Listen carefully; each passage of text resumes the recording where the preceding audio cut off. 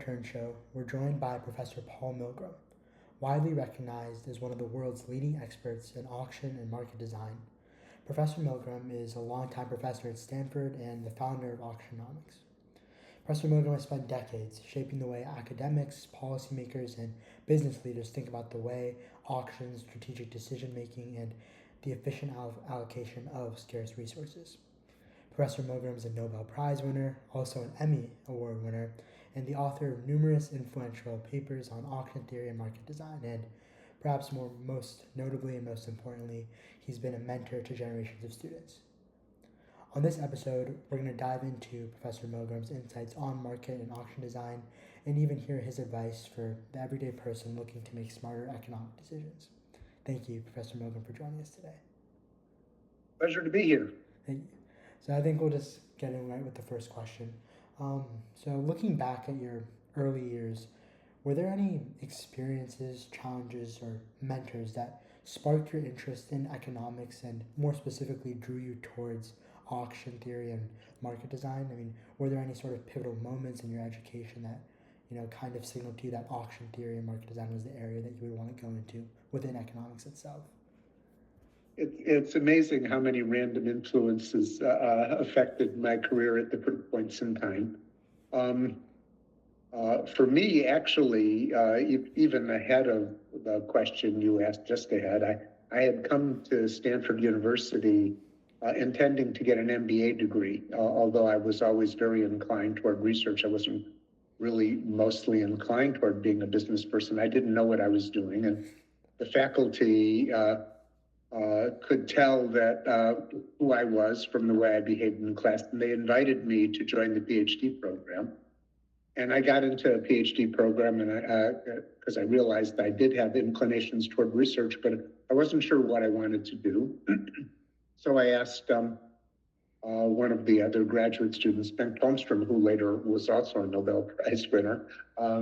He was a year ahead of me in the program, and I asked him what I should be thinking about doing to be successful. And he said, well, I needed to get Bob Wilson to be my PhD advisor. Bob, by the way, shared the Nobel Prize with me in 2020. So I thought, well, how am I going to get Bob's interest? And I noticed that he was working on auctions. So I decided to tackle a problem that he had struggled with. And I succeeded on a problem that he had failed on. And that he had worked on with another faculty member, and he got very excited, and my career took off. And then Bob advised me on, guided me, and the next few years of my research. Oh, yeah. Lake? That sounds great. It's really good to have someone like that, as a mentor. But on your kind of career side with, you've developed economic theory, and you've also found ways to apply it in real world scenarios. So in your experience, what projects, ideas, or experiences have had the greatest influence on kind of how you think about market design and auctions, and how have these ideas had tangible impact on industries, policies, and real economic outcomes? Mm-hmm. Well, I was doing mostly abstract theory until the early 1990s, working as many young economic theorists do on problems that were motivated by the literature rather than by the world. But in 1993, the government decided to sell radio spectrum rights for the first time in an auction. A law had been passed, the Budget Reconciliation Act, that year. And this is another example, by the way, related to your previous question about how others influenced me. A fellow named Evan Correll, who was writing the notice of was a government bureaucrat writing the notice of proposed rules, made reference to some of my auction theory work and talking about what the government should do. And consequently, companies started calling me saying, what did I think of this proposal, since they had no people who were expert in auctions. And that led me to, and Bob, to propose our design. that was adopted and ended up being copied all over the world as a way to sell radio spectrum rights.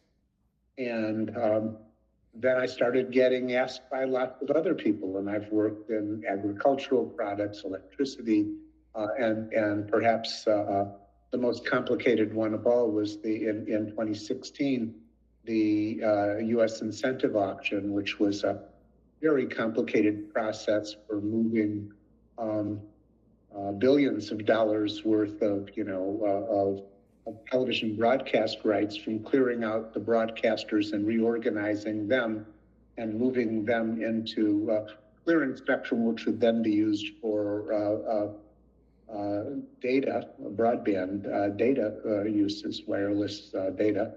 And that had such an impact on the television industry that they gave me a technical Emmy Award. For the television industry gives these annual awards, some of which are for technical contributions, and the process that I put together for reorganizing the television spectrum and mobile data won an Emmy Award that year as well. So actually won it last year, but for the work I had done that year. And maybe just kind of like a small follow-up to Lake's question. I mean, not to kind of spoil some of the stuff that we have in store for a little bit later, but oftentimes, like Lake and I, for example, I mean, we take economics classes in high school, we work like on our club and stuff, and we're often told about, the assumptions that you have to make before you learn any sort of economic concept. So being like, as accomplished and doing the real world applications that you've done, I mean, do you have any sort of broader advice on really like applying that theory to kind of practice? Well, so all theory involves simplification. What we do when we theorize is we look at stripped down, descriptions of a situation and try to use a small number of variables to predict something. When typically in every real application, there's lots of stuff going on in the background. So one of the so there's a mix of art and science here. The science is getting exact. If you were studying physics, you when you're studying it in high school, you study frictionless surfaces, right? You're not going to encounter frictionless surfaces in your everyday life, but understanding how a block accelerates along a frictionless surface is still very useful to you, even though you don't have frictionless surfaces that you encounter in your everyday life. Similarly, the way we do economic theory also abstracts away from some effects to describe in a simple way how things work. And then when you put it to practice, in physics, it's engineers who put it to practice. We do engineering and economics too, where we have to figure out, how to take a theory which is too simple to describe the actual reality and apply it in practice where there's more stuff going on. Yeah. And then I think for our next question, just kind of get a little bit more insight into your work on auction theory. I think it's like pretty safe to say that, auctions are like all around us. Like the term auction is definitely thrown around. Yet, I mean, at least I don't think that most people have a full grasp on how auctions work or why they are really important. So maybe could you kind of explain in a way that our listeners could understand why is auction design important, and maybe more broadly, what is like the larger importance of auctions, not only in individual markets, but for like larger macroeconomic needs? Sure. So the kinds of auctions that I have worked on are not the kinds that you encounter every day. But we can start with what you encounter every day to get some idea of how these things matter and how their design matters. If you had some absolutely standard item to sell that there's a market for, you already know what the price should be, and you don't care who the buyer is. Whoever pays you the highest price, and they'll pay you a market clearing price, and there's no need for any process. But if you have something that's absolutely unique, or something that's rare, you're not sure who the natural market is. You're not sure what the price would be. you would run an auction. And that's the simplest kind of auction for a single item. And that's been done for thousands of years, that the Romans ran auctions, and that's very simple. But we are now using auctions often to sell multiple interrelated things. For example, to take the simplest kind of examples that stay very simple, suppose that you're looking for a pair of stamps that go together. They can be sold individually or they can be sold in combination. So which do? Do you sell them individually or do you sell them in combination? Do you take bids for individual stamps or do you take bids only for the pair? How do you sell a combination of things that, so in a lot of the applications that I work on, things can be either substitutes or complements. It may be that, I need either this one or that one, and I'm not sure which one to bid on. Or it might be that I only want this one if I can also get that one. That's what we call complements. And having sales that work well in those circumstances is complicated. When we were doing radio spectrum, it was way more complicated. In the incentive auction, when we're assigning broadcast channels to television stations, we had to avoid interference. So you two guys, if you're too close to each other, you can't be both on the same channel. But if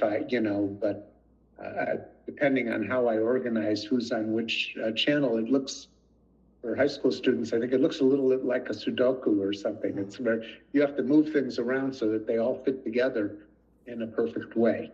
And that has to be going on inside the auction when we're deciding what to sell to whom. And that's what made the incentive auction as technically challenging as it was. Thank you. Yeah, thank you. So this next question kind of goes back to what Drona was saying about the assumptions that economics have to kind of make sometimes when developing theory. Specifically, it focuses on like the assumption that all people are rational actors.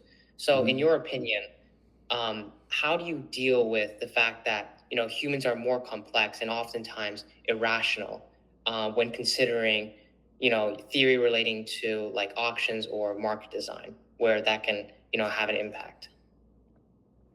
So when you design things for the real world, you have to consider all the real facts, and that you want to replace you're trying to replace one assumption, rationality, with another model of people. But the truth is, when I'm dealing with auctions, there are a whole variety of different levels of sophistication.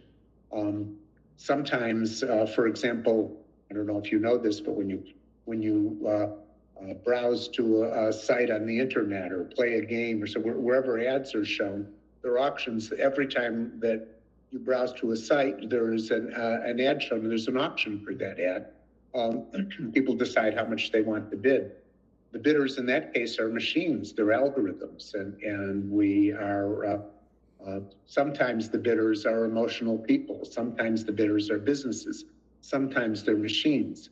And I take all of that into account when I'm offering advice and saying, well, who do we think what kind of bidder do we expect to have in this auction?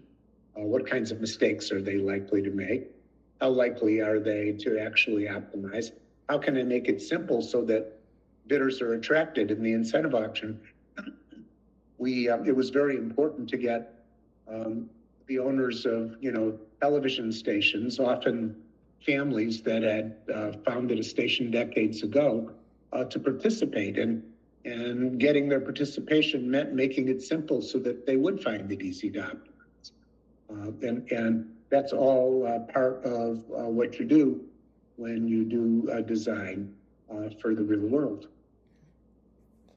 Interesting. So there's definitely some, I guess, like lots of your work that has to be interdisciplinary, right? Because I feel like based off of what you said, there would have to be kind of almost like behavioral economics, at least theory or some sort of like thought process involved in those decisions. So for some problems, it's that. For the incentive auction problem that I described, it was computer science was the interdisciplinary part, because the solving of these large-scale constrained problems and even computing the solutions to them. If you studied some computer science, these are what are called NP-complete problems, which means they're hard even for the fastest computers to do in any reasonable amount of time. And exactly how to design an auction when some of the problems are unsolvable, when we can't figure out optimization. So that was in that case, computer science was the branch that we worked with. And yes, sometimes behavioral economics, which takes advantage of psychology, is important for design. It really varies according to the specific problem we're working on. And I think maybe our final question is just kind of like an almost insight for our viewers. So, I mean, your work beyond auction theory and market design, it involves concepts, as we mentioned, from behavioral economics, game theory, larger macroeconomics. So are there, any insights from your research that you think maybe actually often overlooked that could actually be highly actionable for individuals in their, everyday, almost economic decision making? So I was giving some of those to Lake a moment ago, because I think when you study economics in high school, you study one model of behavior. This is the classic model that everybody learned decades ago, that we look at behavior as though it was rational individuals. And we look at problems as though they were simple, they convex cost functions. There's certain simplifying assumptions that people make to develop those theories. And the truth is that when we try to get more accurate and make things applicable, there's not one single set of assumptions we use. That being flexible, paying attention to what the real problem is, focusing your attention on the hard parts of the problem and working out solutions, taking advantage of theory where theory applies. And in auction theory, there's a lot of useful stuff that I'm able to use, but being flexible and drawing on whatever you need to, I think that's the special sauce that lets me do things that other people haven't done before. So not staying like rigid or kind of confined within your area of like expertise or whatever you're studying. No, don't stay confined. You need to pay attention to the problem in front of you and look at it closely and respond to what matters. Thank you, Professor Milgrom. Okay, you're welcome.